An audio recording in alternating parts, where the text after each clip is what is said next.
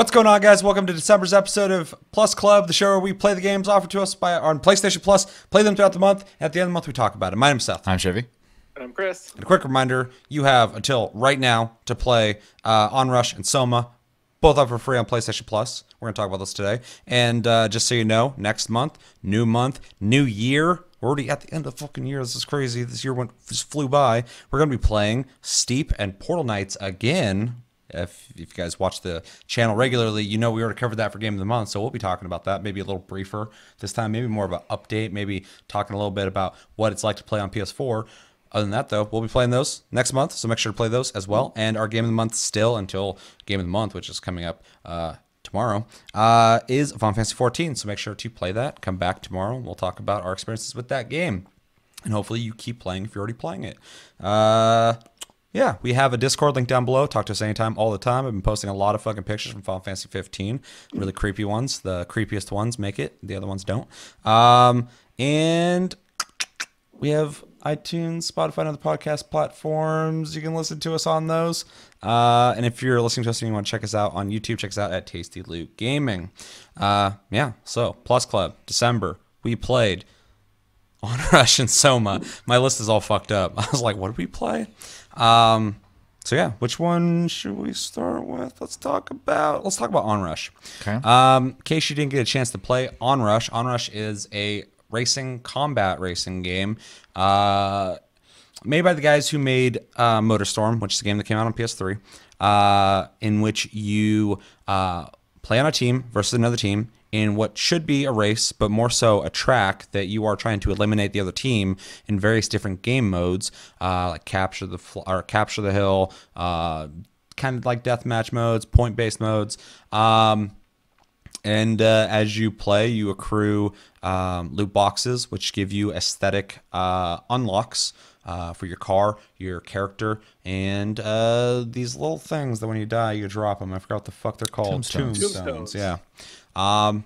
Yeah. So, with that said, we typically talk about our experiences first. So, Chris, what was your experience this month with Onrush?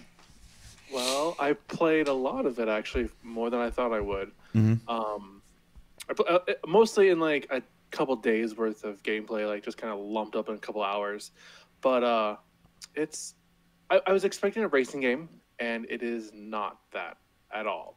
Like, yes, you're driving cars and motorcycles and kind of going fast around this track, but there's no jockeying for position. Like, if you're in first, you're kind of like in the wrong spot. You don't want to be in first. You want to be in the Depending on the fray game of mode, but yeah. Yeah, true.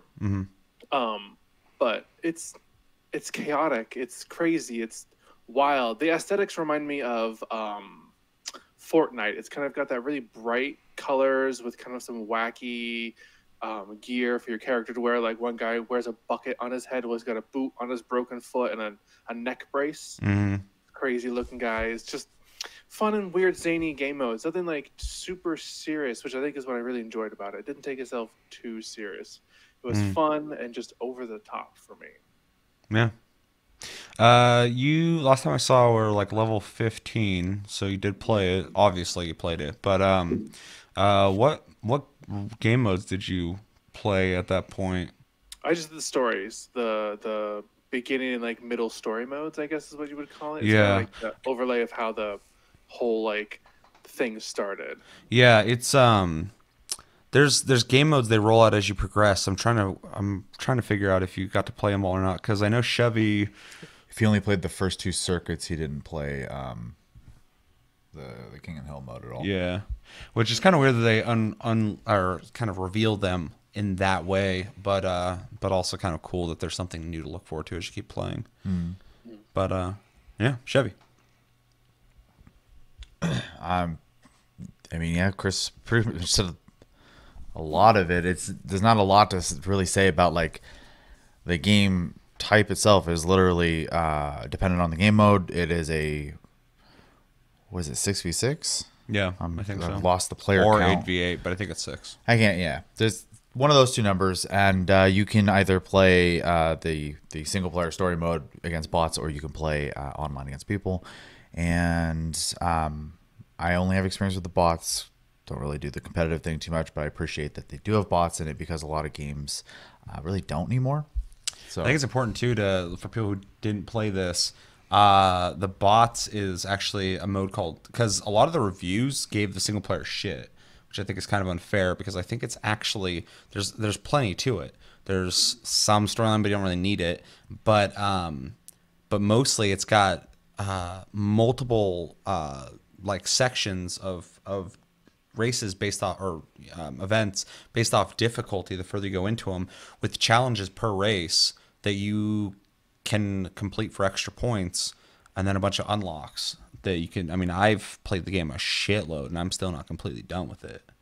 So just wanted to specify on that, just because saying bots, people could think maybe you're just doing like random matches, and we were putting them in there, and there is a single player mode. Yeah, for sure. and I can't remember how many like separate like events there are, like but 8 or 10 of them. in the first one you only get to play 2 of the game modes, and then in the second one I think you get another one or 2, I can't remember, added in, and then the third one, at least as far as I've seen, you get another one. So there are a pretty decent variety of ways to play the game, especially since at face value it is kind of a chaotic mess. When you look at it, you're like, I don't understand what's going on. So I think in a way it is kind of nice that they roll them out, so that you can get used to the way it plays and whatnot. Yeah.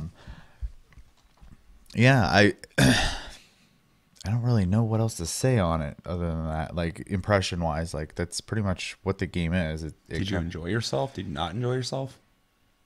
It was all right. It's a little shallow, I think. So. Mm-hmm.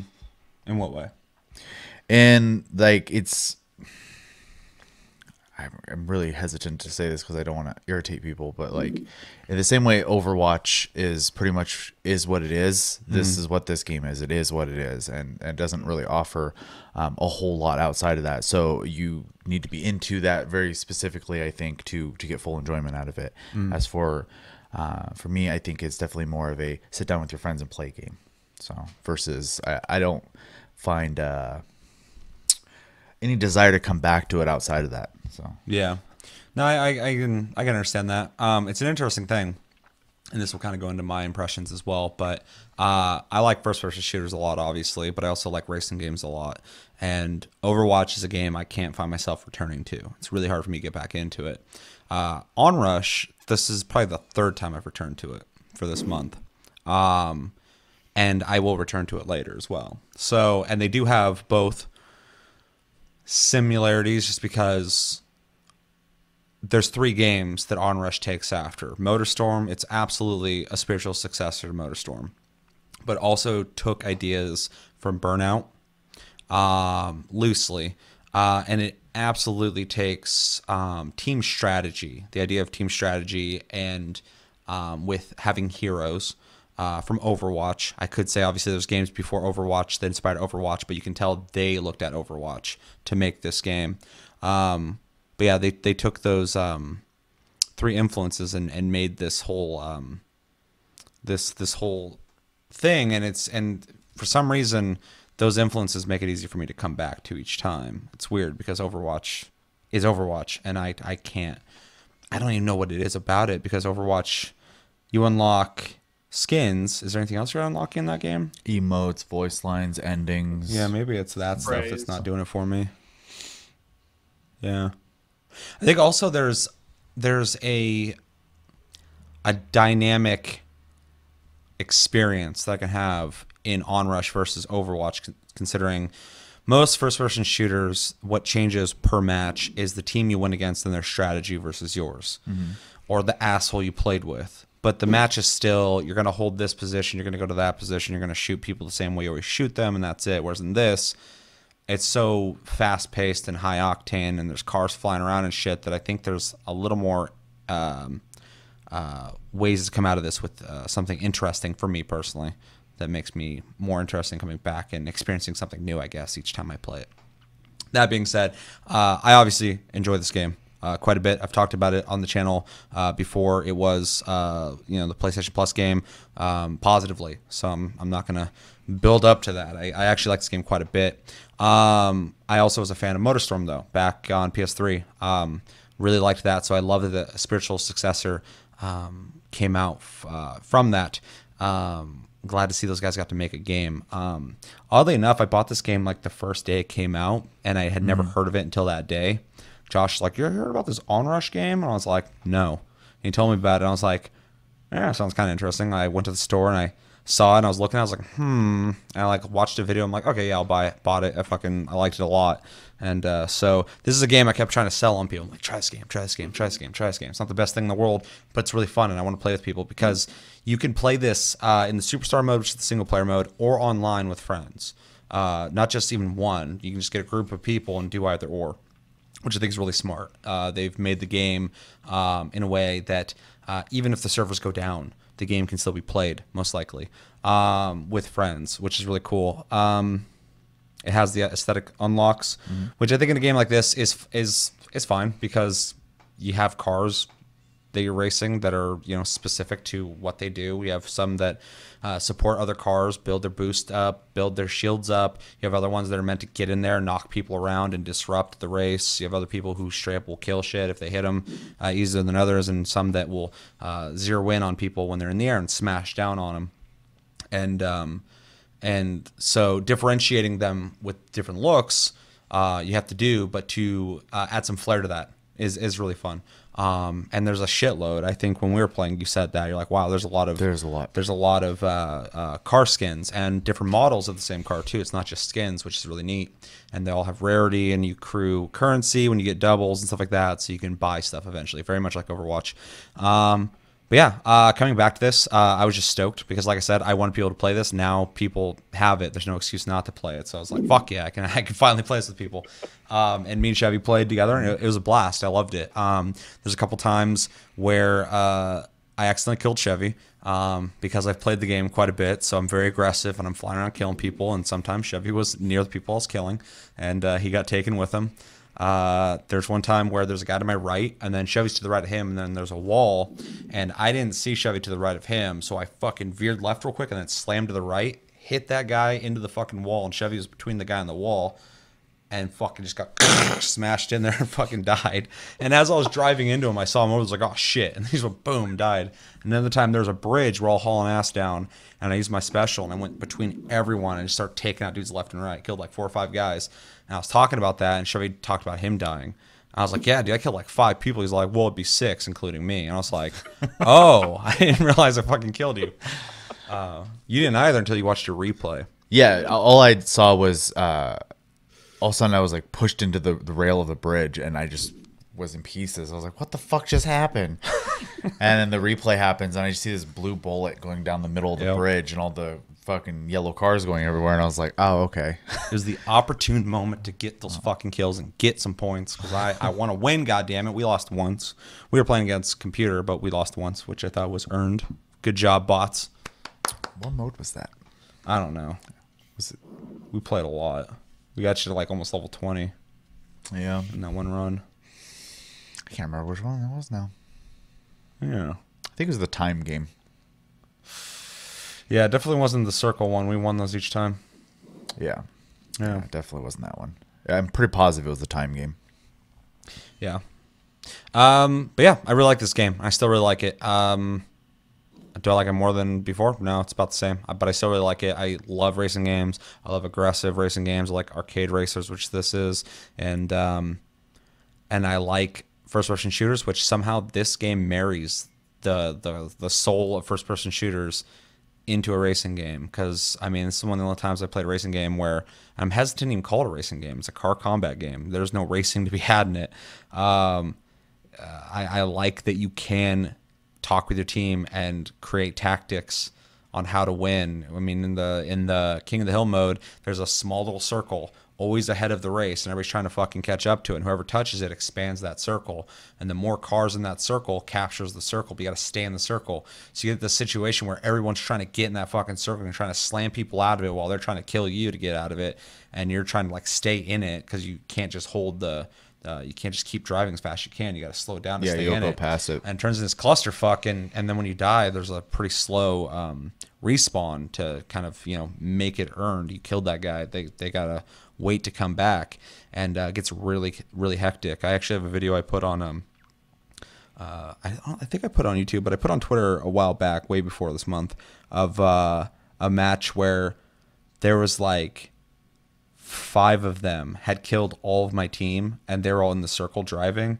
and I fucking flew in and took out every single one of them, and then took the circle, and it was even too. It was the winning fucking score. It was stupid.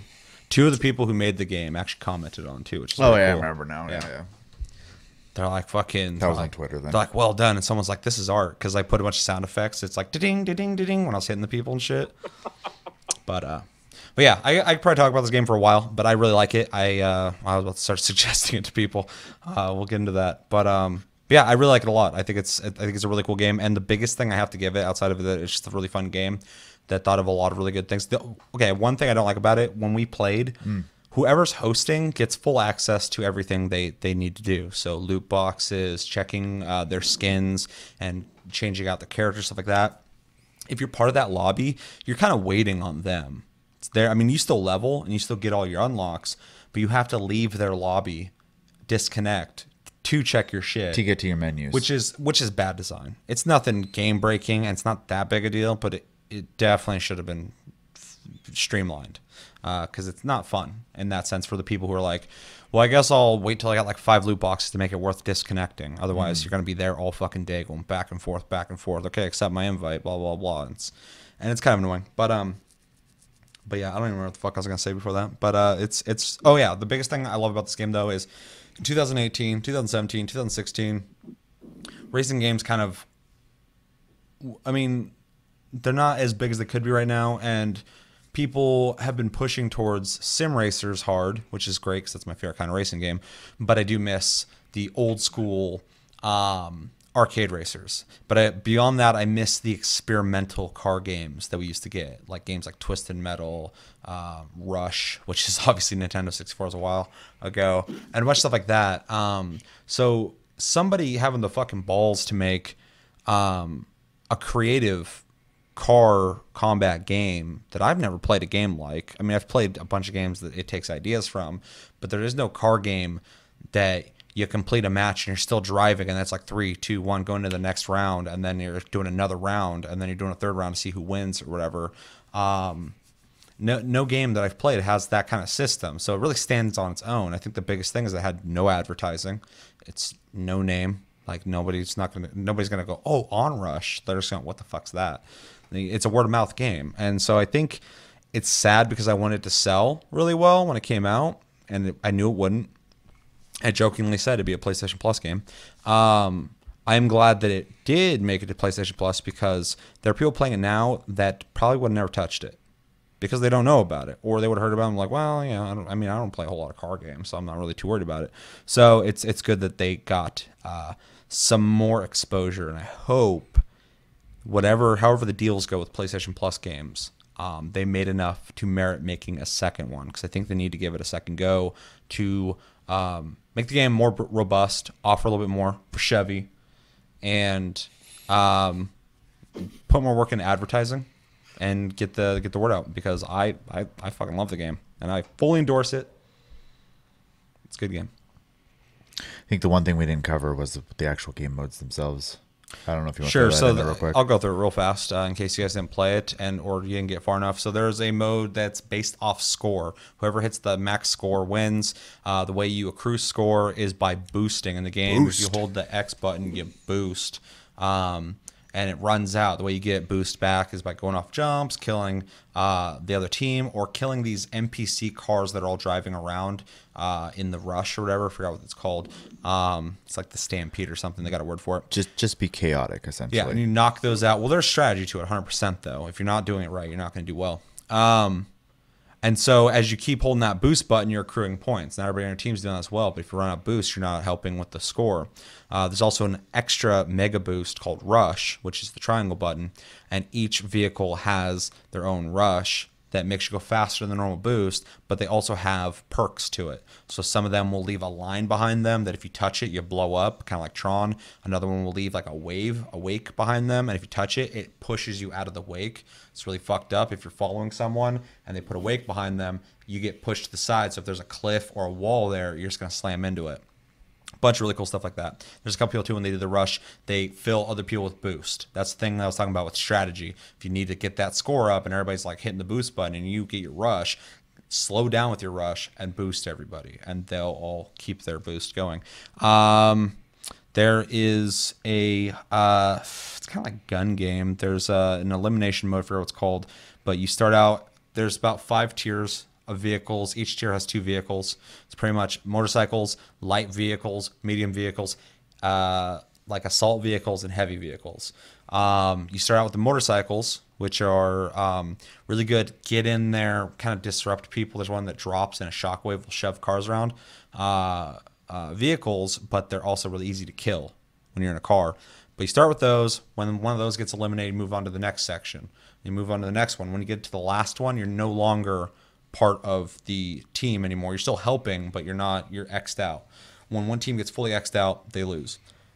That's actually probably one of my favorite ones, even though it's really fucking hectic. But there's a really cool strategy, because once there's like 1 or 2 people on a team left, you'll notice the other team starts trying to protect their guy and trying to go after yours and stuff. So there's a really cool element there. There's the King of the Hill mode, which I kind of already explained, and I know there's another one that I'm missing. The time game.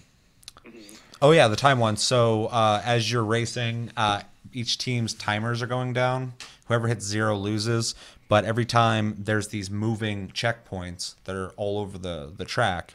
And understand in this game, if you fall too far behind, it warps you back in. And if you go too far ahead, You have to be constantly part of the stampede. Yeah. yeah, you have to be part of the stampede. So it's not a race. Although I did say earlier, it is important to stay ahead in some modes, because if you're up ahead and you're grabbing those checkpoints and they're grabbing them late, if they're lower in time than you and you're still grabbing those before them, they're missing out on getting to those checkpoints and getting that time earlier on. You could be like 2 seconds behind and need 1 more or 3 more seconds, and you're down to 2 and you don't hit it in time. I don't know if my math was right there, but you get what I'm saying. I'm awful at math, so that I was sitting here doing the fucking Albert Einstein with the fucking I'm sure it didn't work. But yeah, that one's another cool one. I really like that one. Just because I like that it's incorporating driving skill as well as just, I'm going to fucking kill everybody. Because a lot of them are, you're just hauling ass trying not to get murdered and trying to murder people yourself. Especially the first one. Yeah. But and in the beginning of every single fucking race, as soon as it starts, it's like those scenes in war movies where you see the 2 lines just running and they go, and then the fight starts. It's the same thing in Onrush. It's like as soon as the race starts, it's just you and your team, they're in their team, and they're all driving. All of a sudden, there's like a divider, and as soon as you get into the open area, everybody just goes, ugh, and it starts fucking flying and shit. And there's cars getting hit so hard that their forward momentum while they're tumbling and ripping apart is like passing you on the track and shit. It's crazy looking. Yeah, those are the modes. There might be another one I'm forgetting. I don't know. I think I got it. I think so. Yeah. I think so. What was your favorite vehicles? The mid-tier car that gives boost to other cars.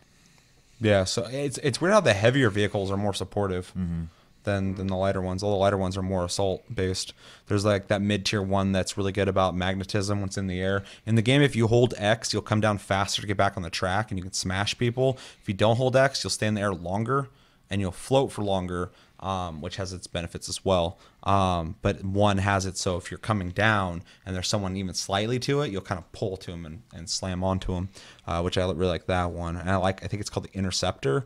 It has a more intense boost, so when you hit people, you do more damage.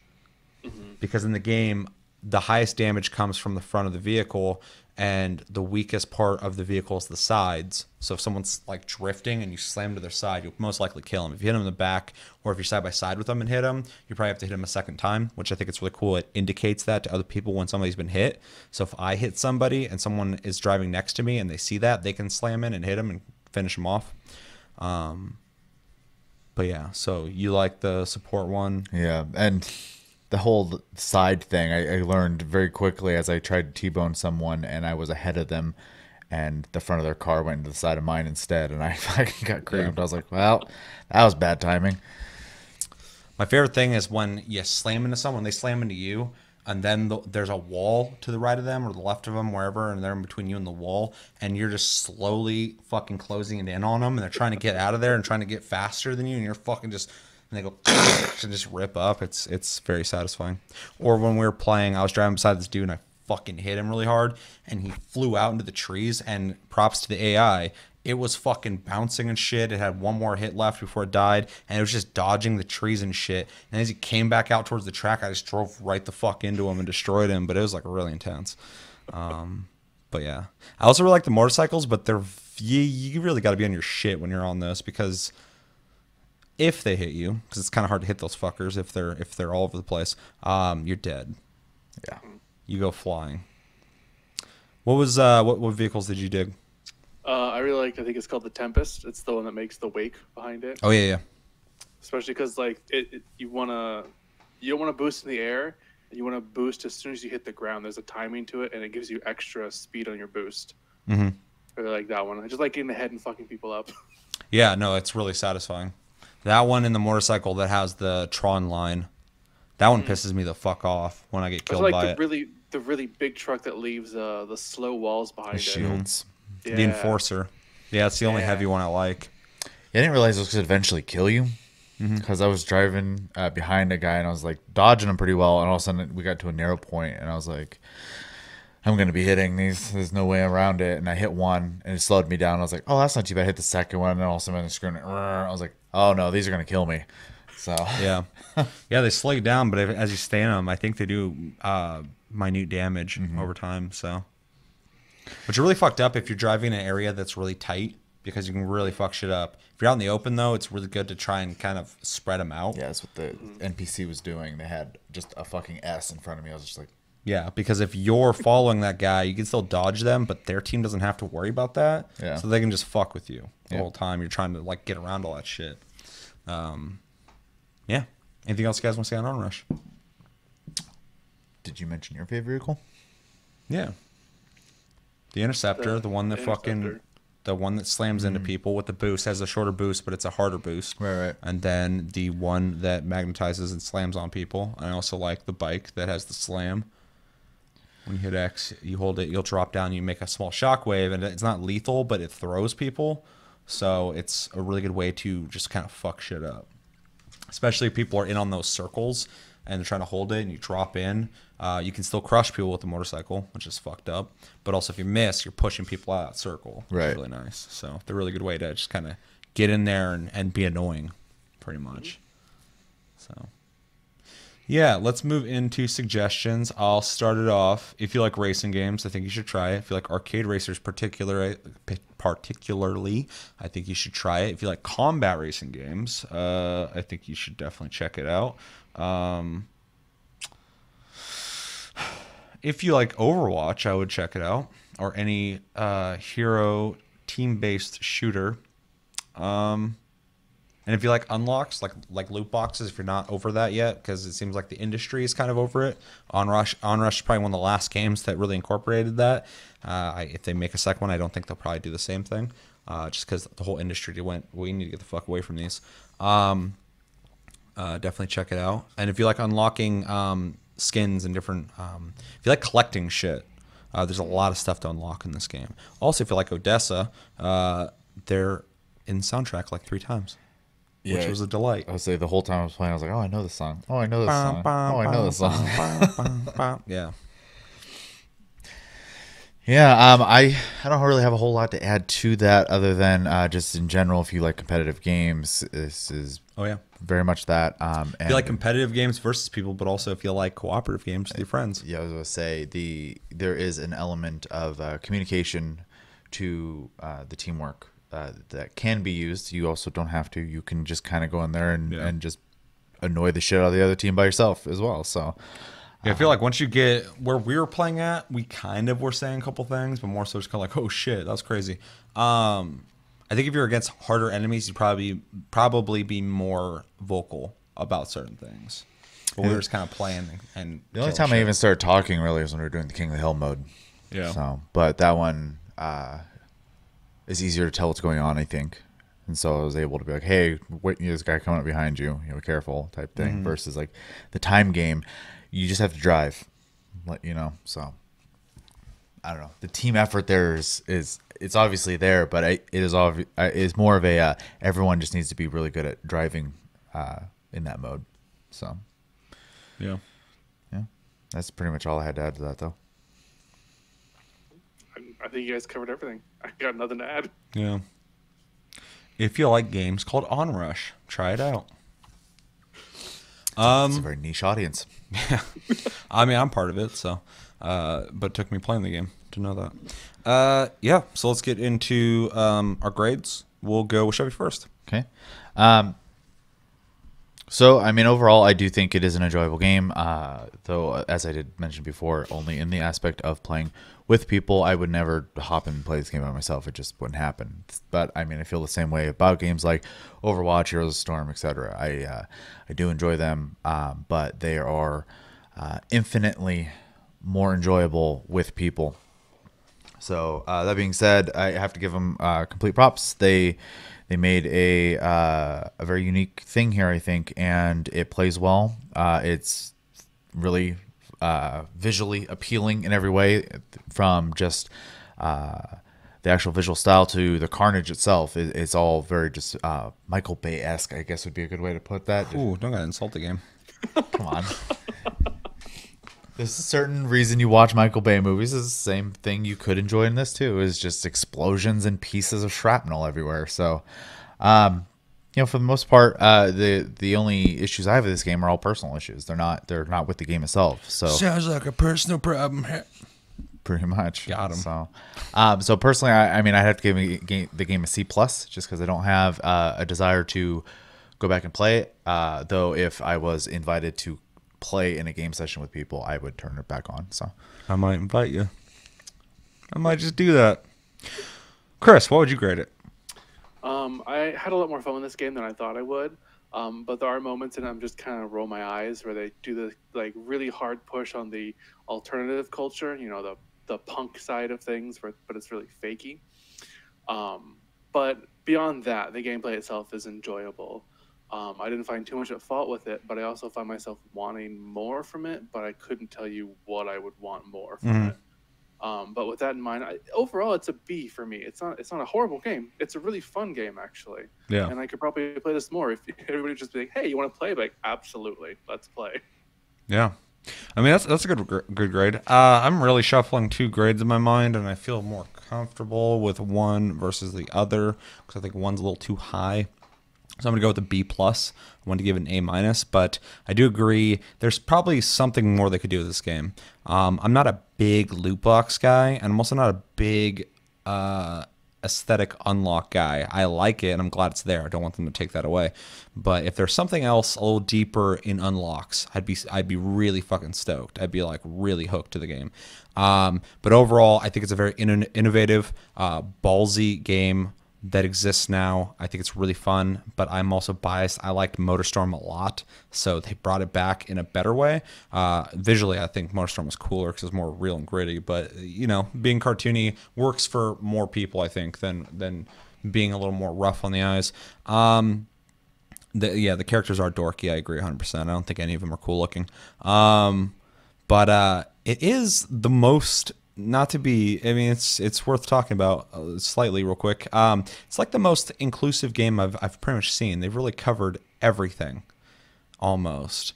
Like they really went like everyone's going to be different, from different places and different sexes, almost evenly. Like they really, I don't know if they did that out of the kindness of their hearts, the thinking that this is the way it should be, or just going this way we can't get in trouble from anybody for anything.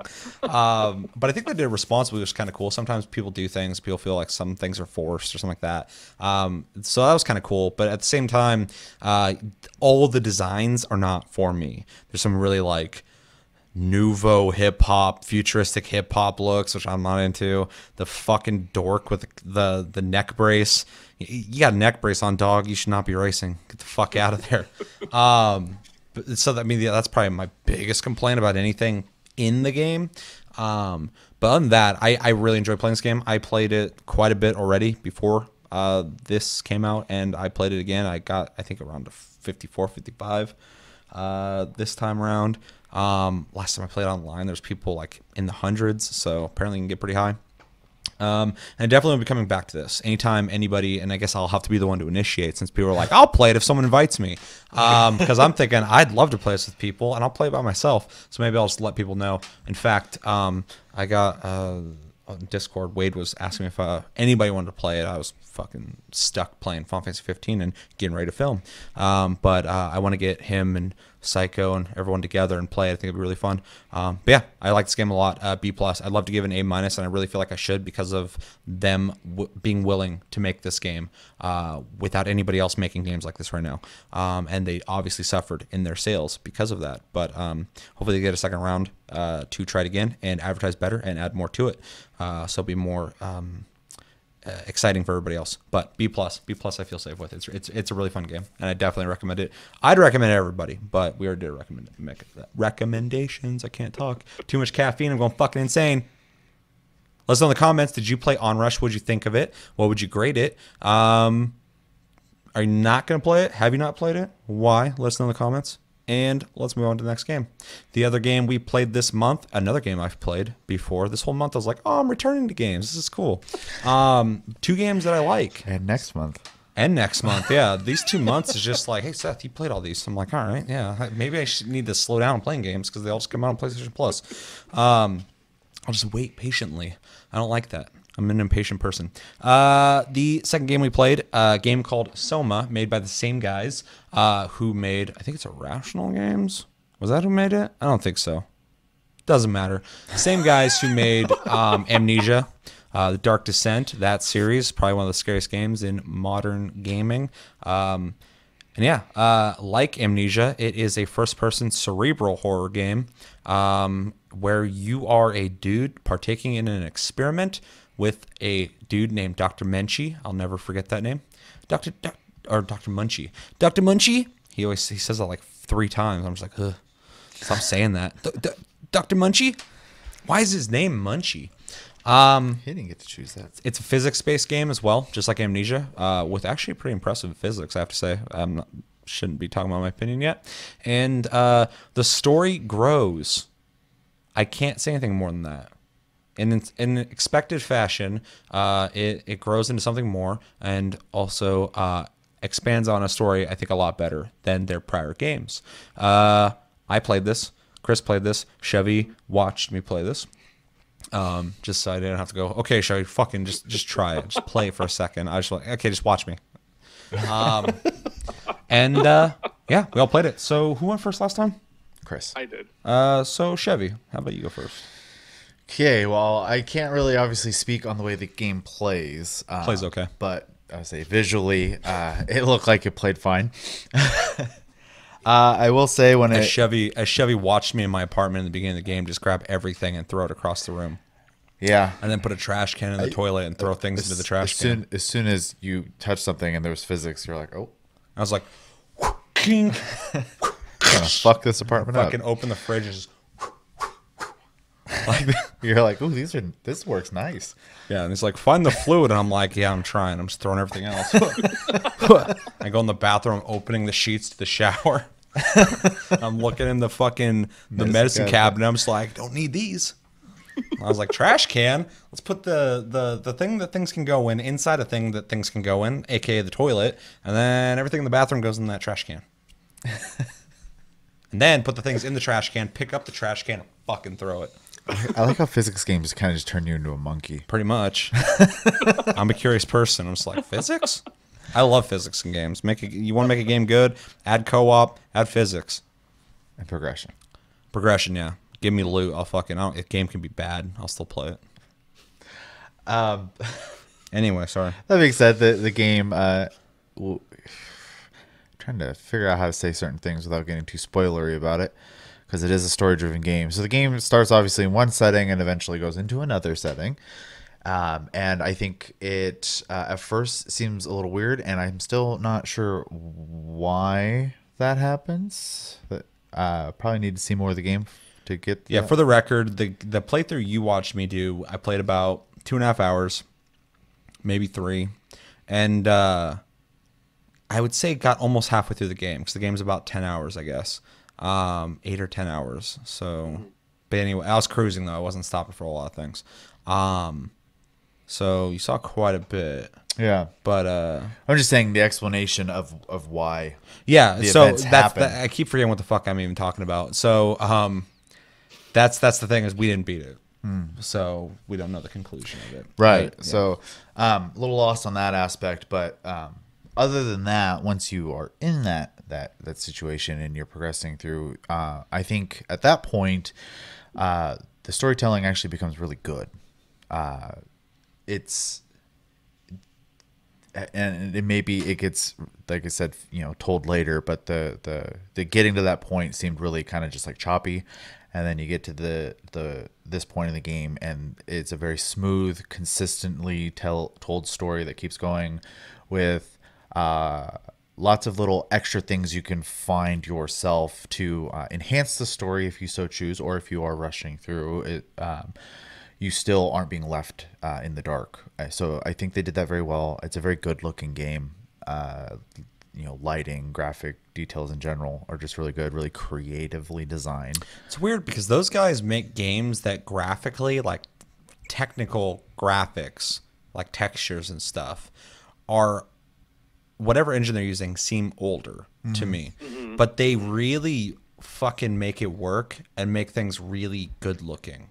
It's like kind of like how Nintendo always, like, their first party games don't look graphically as powerful as other games, but they always look really good. They always look really smooth, really circular.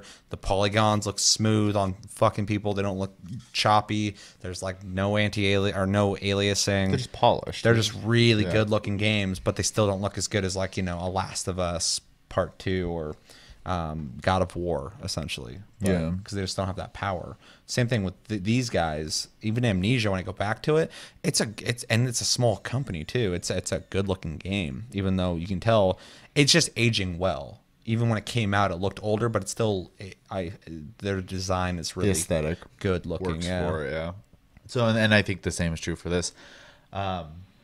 Also, and obviously I wasn't at the helm, but it seems like anytime there was puzzles, for the most part, they weren't like, you're not slamming your head against the wall trying to figure them out. Thank you. So puzzles drive me fucking crazy. And it seems like the game doesn't really rely too much on enemies, which is kind of crazy. There's a lot less, but it seemed like it was more of an event when there was an enemy versus just trying to like constantly keep you in a state of stress. This game was more so, it almost feels more like it's a mystery the whole time with an air of suspense.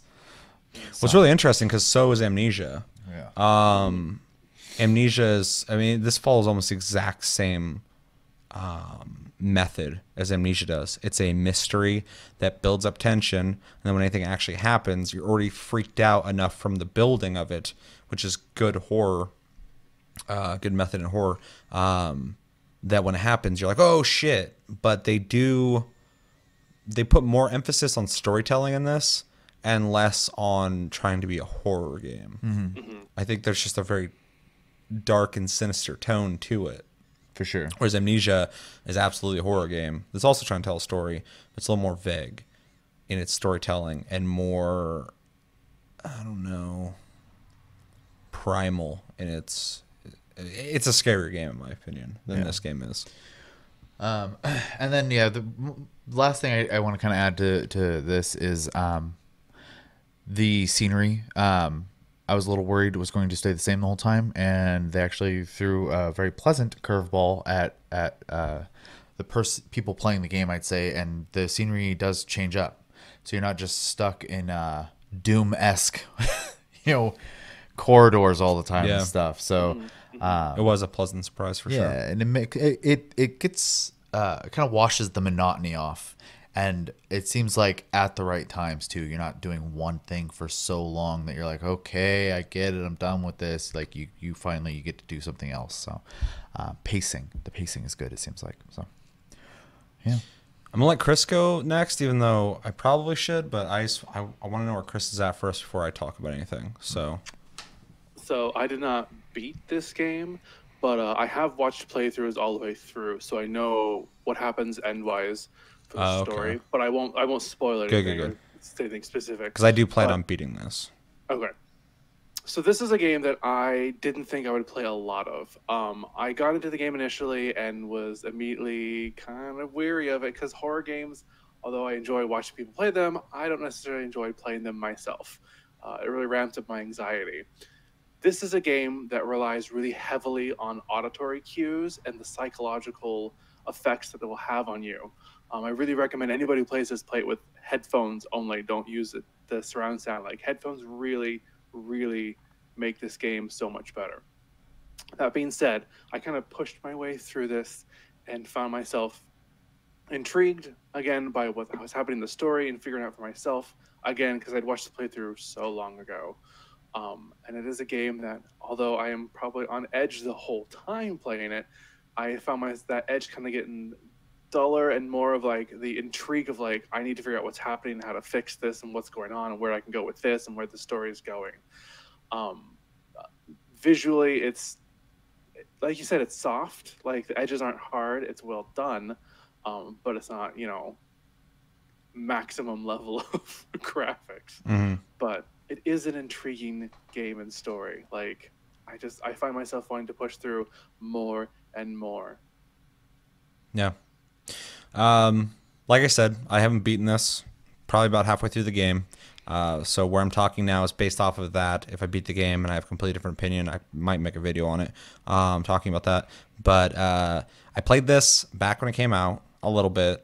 We actually did a video. You can go search, I think, the first year of the channel's videos. Me and Josh played it for a little bit. We barely got anywhere in it. Now that I'm playing it, I'm like, we played like the beginning of this game and called it good. I think it was when we're playing fucking Just the Tip. Or doing the show Just the Tip and fucking played like games in the beginning. Lots of tutorials. Yeah, that's why I stopped doing that show because I was like, this is just gonna be fucking a show about tutorials. But yeah, the second time around, way bigger opinion on it. This game is very much in the same vein as Amnesia, which is not good or bad. It's just an observation. When I played it, it's essentially when you play Bloodborne and you play Dark Souls, you're like, this is made by the exact same people and the exact same engine, or similar engine. But it shows a maturing of these guys in the sense that their storytelling has gotten a lot better than the prior games. This game is not scary to me in any way. I think it still might scare certain people who scare easily. I don't. So most of the time, in situations that are supposed to be scary, I just acknowledge that they are definitely trying to be a little more slow paced about their scares, which I very much appreciate. But I'm so intrigued with the storyline, I don't care about the horror aspect. I more so want to know about the ideas, and the ideas in this game really play to me. There's a lot of things in this game that I think about on a daily basis. So to be vague, and if I say anything spoilerly, just be warned. I might say some things that are slightly spoilery. I won't tell you specifics in the storyline, but there are a couple themes that I want to discuss real quick that I think are really neat. So you've been warned. Skip ahead like 5 minutes maybe. The game deals with I don't know what's going on in it, but the beginning of the game and most of the game that I've played are two different things going on. So in where I'm at right now, I don't know what's real or not, which is kind of disheartening because the story I'm going into, although dark and very fucking bleak, is also haunting and beautiful in a sense. I just don't know if it's real, but it deals a lot with, and it's very well played out, essentially an end of the world scenario, very darker version of what you'd get out of Rapture and BioShock, which is weird to say, a darker version of BioShock, but in my opinion, it seems like it. A post-apocalyptic situation that is at the end of its existence, and people who are trying to figure out how to move past that and essentially save anything that's left of the human race after an apocalypse already happened. Like what they're doing isn't working out. So they're trying to do something that's also very interesting to me in the sense of uploading consciousness to machines. Another thing I think about all the time. So this game really was just like, hey, Seth, you know all that crazy shit you think about all the time? We made a game about it. I'm like, what? Let's fucking do tell. Let's have a conversation. So yeah, I as you know, when you first started playing it, I kind of started thinking like, man, this is kind of like a really darker Doom almost without a gun, and then as I start reading notes and stuff, start hinting towards an event that happened and people somewhere else telling these people, oh, I hope you're fine, we're waiting for it, and all this kind of shit. I'm like, well, this is intriguing. And then you find out what happened, you find out where they're at and what they're doing, and I was like, whoa, that's fucking dope. That's really dark. And then the extension of that, what they're trying to do after that is really fucking really, really cool. I really like that. Also, there's some very dark imagery in this game. Yeah. Then I fucking love shit like that. I like any kind of emotional response to anything, whether it's laughing, crying, fucking being disgusted. So there's certain parts that, like, pulling a plug from something seemed like a moral fucking decision, and I'm just like, and there's like almost like a childlike innocence to pulling these plugs sometimes, that when you do it and you're just like, oh shit, I fucked up, and it's like reminding you that you fucked up as you're sitting there like going like, I don't think I was supposed to do that, but you're supposed to. It's part of the storyline. But that kind of stuff is just so fucking grim. It adds to the whole atmosphere of this like you really feel alone and fucking that there's no point and helpless, but you still want to continue because fuck it, what are you gonna do? Which I think is really cool because there's not a whole lot of games I get that sensation from, and they really crafted in this. Visually, like I kind of already said, I think it's really cool looking. At first I was like, oh god, it's gonna be like metal corridors the whole time. Okay, but it's not. Once you start kind of getting a little further and finding out where you're at and what you're surrounded in and all sorts of shit, and what the threat is and what happened there, it becomes way more interesting. And there's some parts that, even though it's not technically on a graphics level amazing, the imagery and what they could squeeze out of their engine is really neat. I've played other games where you go into similar places that this game, I'm being very vague, I know, that at the time were probably more technical powerhouses that didn't do it as eerie as this game. This game, I actually feel like I'm in that place. You look up and look around and you're like, I'm stuck here. There's no fucking way out of here. They did a really good job on that. The game just, that's the most enthralling thing about this game, is I was just like, this is what it'd be like, man. If you were there, stuck there. It's a horrible feeling, but I'm not there. So I get to experience it without being there and going, okay, well, what happens next? And yeah, the characters are interesting, and I'm really curious to see where it goes. So I definitely want to beat this. I know it's a shorter game like Amnesia, and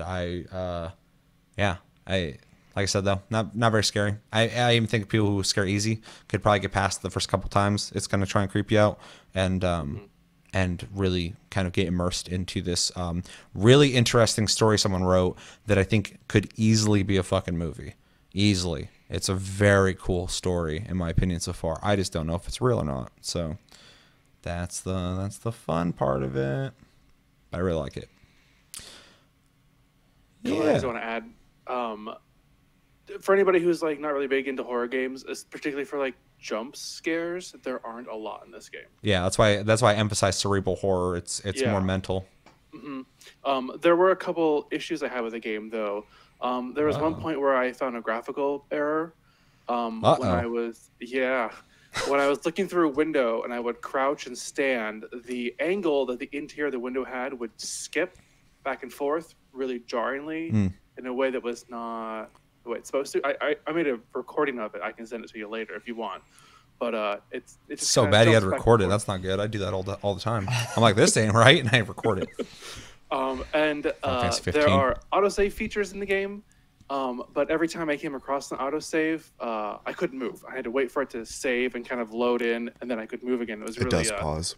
Disconnecting. Did very briefly for you, you have a Yeah, Pro. that's what I was gonna say. I don't remember that at all. Yeah. I remember like a quick skip. Yeah, well, those Yeah. are probably longer for him. Yeah, so. okay. It's very disconnecting. It's very it brings me totally out of the gameplay. But I wonder if there's a way to turn that off and manually save. I don't know.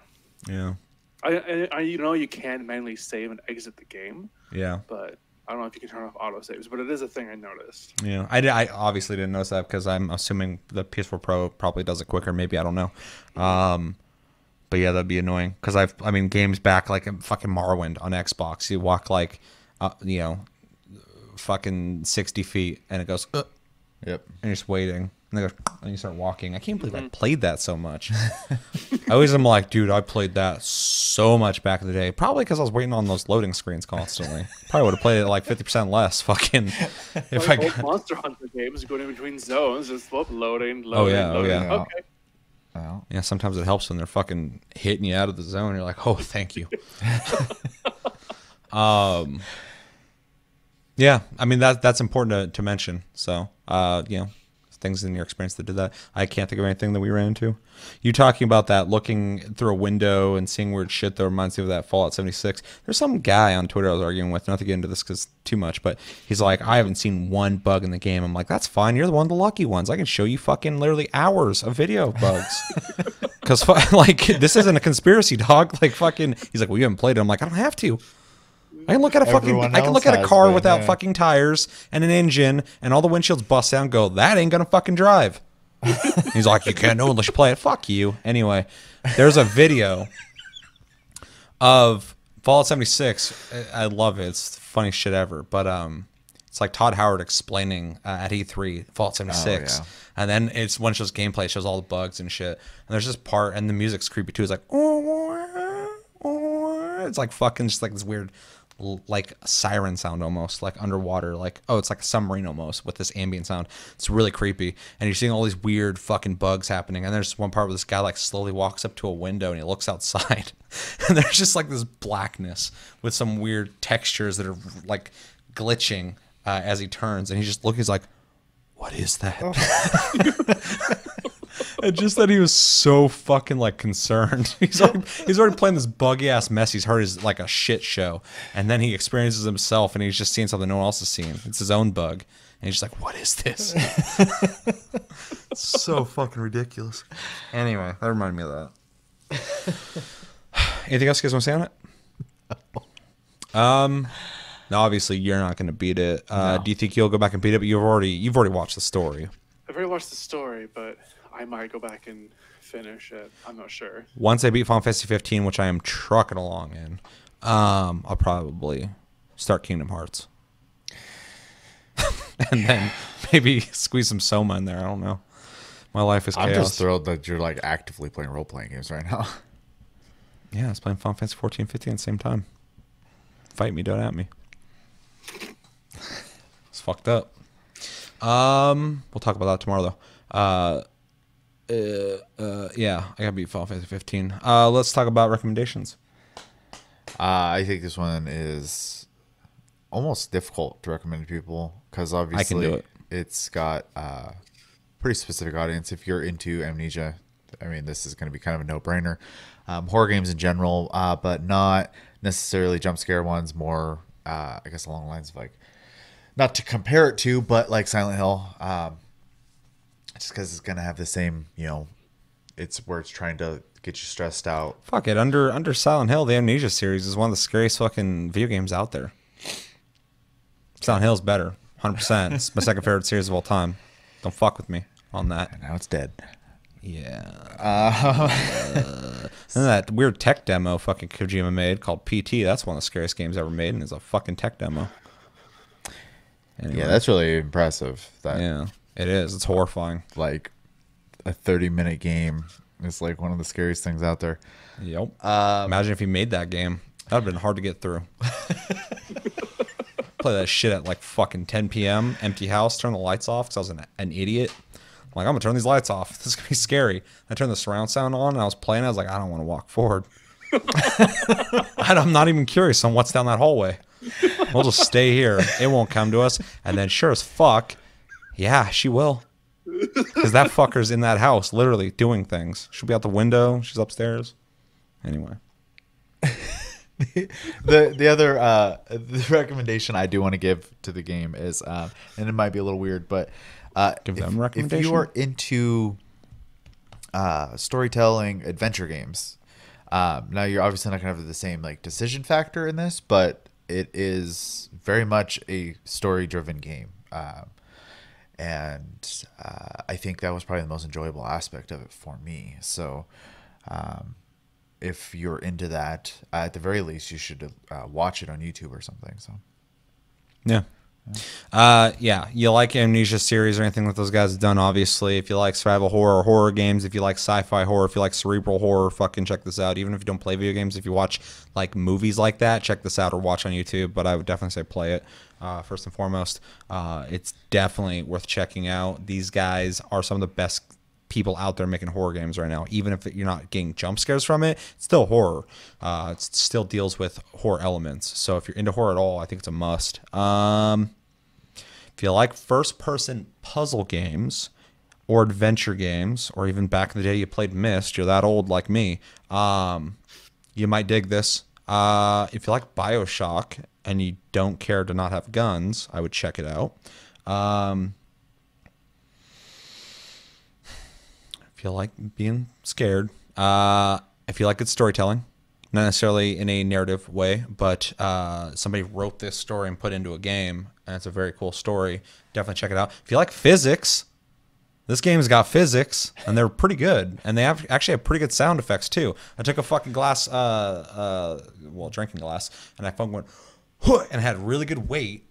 And the bottom, it didn't just go woo in the air, like it literally kind of flew. And when the bottom hit the wood floor, it went kink and fucking like made a nice solid sound. It was really good, really good. I was impressed. And then when I threw a can, I heard it hit the fucking tile, just, and I was like, oh, that's pretty good. And you might be going, that's just sound effects, Seth. Play games and think about it when you play those fucking games about the sound. There's a lot of games that have shitty sound in them, so I always appreciate good sound. Final Fantasy 15 does not have good sound design. A lot of games don't, though. Yeah, I don't even remember what we're talking about. recommendations. Yeah, physics and sound, I like So both. you've been so away from caffeine. It's supposed for to- a while. So Yeah, I'm back on it, baby. I'm back on the fucking train. I can't handle it. I'll even out. Yeah, I'd recommend it to a lot of people. But if you don't like horror games or you don't like being scared, watch somebody play it, because you might still like the story. And yeah, if you really like deep sci-fi and futurist theory, definitely fucking play it. If you like post-apocalyptic shit, play it. Yeah. If you like dark shit, play the game. And I mean, even like literally dark. Like the game's dark as fuck in every way. Chris. I think everybody should watch a playthrough of this at least to get the psychological ideas flowing and the philosophical points of it, just to kind of make yourself think about it. But gameplay wise, if you're going to play this, I would only recommend it to people who enjoy a sense of like being scared or a thrill to when you play Impending games. doom. Yeah, if you can't handle that kind of stuff, I wouldn't recommend playing this because you won't get very far. It took me. I played it initially for about 20 minutes, and I had to stop. I turned it off. And I was like, no, I have to play more than that. Mm. So I forced myself through it. But initially, I didn't want to play it. Yeah. wonder what that's like. I don't know. There is, though, in this mode a kind of like an easier mode. There are ways for they make it so that the enemies don't hurt you. Yeah. Yeah, that's for people who want to just get through the story. So that's worth noting. For people who are like, I just want to play it for the story, which I would definitely recommend as well, because I think the story outshines the horror 100%. Side note, off topic, since we're doing that a lot anyways. This is a taste cast, guys. I, for years, never would pick that option in games. I'd always play it on normal. Like, I want the gameplay aspect, and I cannot remember the game now. But we had to play something here recently, and I was like, I don't really care about the gameplay, and I finally like used that mode. I was like, I'm just gonna do it for the story. Yeah. So As I've gotten older, I don't do it very often, but every once in a while when I feel an obligation to play a game for the channel typically, and it has like a difficulty thing, unless I'm like know I'm gonna like get into it, I'll keep it on normal. But some games I'll just like drop down to the easiest mode just to like fucking just experience it real quick. I think that is because as I've gotten older, I have like less time to do everything that I'm into, and with games I have like every game to play. So if I'm going to devote that time and effort into something, I want to be a game I'm really into, and not just like a passive experience that I'm, whether I'm enjoying it or not, I'm putting less of me into. I just kind of want to like, go through and experience it on my own volition, but not have to take the time to conquer obstacles. Yeah. Yeah. That was my 2 more recommendations. Okay. If you're a doctor and you have the last name of Munchie, or people call you Munchie, and you happen to be a doctor, or you're not a doctor at all, but you have something to have to do with Munchie, know that there is a character in this game that has a name just like you. I know you feel very alone in this world. You don't have to. You can pick up Soma. It was free this month. Play it. And you'll feel very alone playing Soma. There's one guy out there like, holy shit, I'm Munchie. I don't believe that. There's somebody. They didn't make that fucking name up. They know some guy. Probably the voice actor. His name's Munchie. Maybe. Hey, get that fucking guy in here. Fucking get him talking on the mic. What? What's his name? It's fucking Munchie. I think it's Munchie. Is it Munchie? Yeah, that's his fucking guy. Tell him to bring him fucking coffee too. That's all the guys that work at that place. Let's grade it. Let's fucking grade it. Who went first last time? I did. I'll go first. I don't want to go first. Fuck. I'm gonna give it. It's hard for me to grade it because I haven't beaten it and I want to beat it. So knowing what I know, where I'm at right now, fuck. I don't know. Story I want to give fucking high. Gameplay is fine.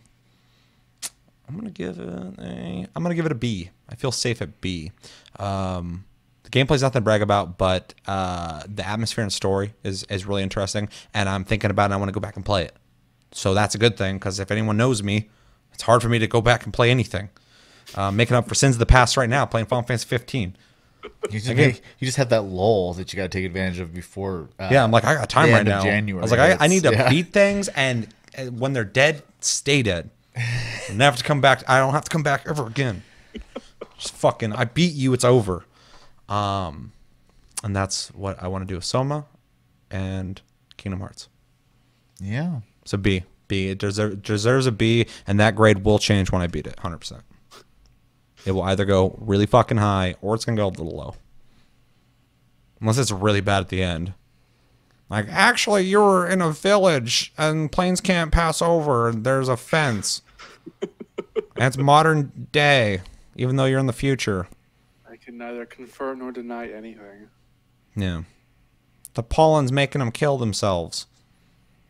Like, all right, this is pretty funny. A plus. We quoting movies now? M. Night Shyamalan. M. Night Shyamalan movies. Yeah. Oh, okay. What a twist. I'll say there's another movie we watched recently that I'm sure I was waiting for some comments. Shout out to Bird Box. Fuck you. Hate that movie. It's so bad. Love you if you liked it, but it's fine. We don't got to talk about it. IGN's getting paid by those guys. They're all over Twitter going, those movies. And it's on Facebook too. It's and then you go in everywhere. the comment section, people are like, how much do they give you for? Yeah, people are like, meh. They're like, yeah, it's okay. And every once in a while, I see someone go like, I loved it. I'm like, wow. I mean, I like The Room, so it's okay to like bad movies. But I like laughed out loud like 3 times. One time real bad because this chick just fucking runs out a window, and I was like, oh my lumbered God. out of a window. Oh my God, it's ridiculous. Anyway. So B. Yeah. 2B.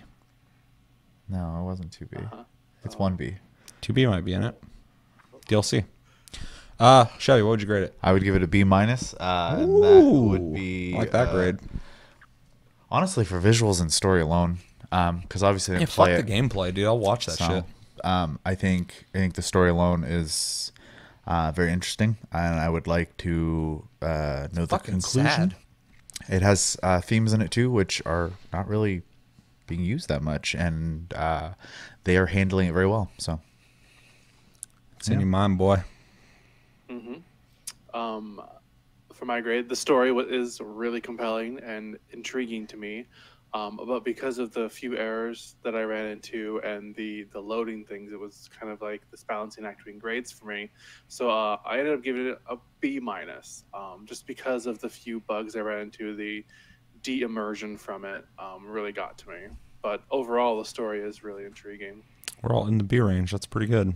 I give it a B, right? You gave it a B? Yep. I gave it a B minus. B minus? 2 B minuses, 1 B. For some reason, I thought I gave it a B plus. That's Onrush. Well, all right. It's pretty good. Let us know in the comments. What did you think of Soma? Did you play it? Were you too afraid to fucking play it? Let us know in the comments. Be honest. Be like, I'm horrified. And that's fine. I You didn't can play be. it. Yeah, he didn't even fucking touch it. I didn't even ask him to play. I'm like, I'm going to play. You should watch me. It's like, okay. And yeah, let me know what you thought of Soma. Please, no spoilers, or if you're going to put a spoiler, type that out in big old fucking letters and space it down, and we will love you for that. Because I don't mind if you want to talk about it, but just, be respectful. And if you didn't play it, let us know why you didn't play it. It's not your kind of game, which is also very possible. I know people who are just not into horror. Just, seems stupid to them. So, but yeah, that's going to do it for this episode of Plus Club. Very long Plus Club. Very ranty. Yeah. When I said a lot of things, we all said a lot of things. Yeah. That's going to do it for this episode. As always, thank you for watching. Make sure to like and subscribe. If you enjoyed this episode, make sure to check out our other episodes. Check us out on Tumblr, Twitter, and Facebook at Tasty Loot Gaming. Check out my streams and Chris's streams on Twitch. Tasty Senpai, all one word for me. Tasty_fruit for Chris. Hit the notification button to know when we go live. You can also watch me here on this channel when I go live because I dual stream. We have a Discord link down below. Talk to us anytime, all the time. We are on iTunes, Spotify, and other podcast platforms. Pick your fucking poison. Whatever your fancy is, you can listen to us there. And if you listen to us, check us out on YouTube at Tasty Loot Gaming. My name's Seth. I'm Chevy. I'm Chris. Until tomorrow, we'll be talking about Final Fantasy 14 for Game of the, I almost said year. We already did that. Go check that episode out. That was a long one, too. Yeah, until then, have a good one, guys, and take it easy.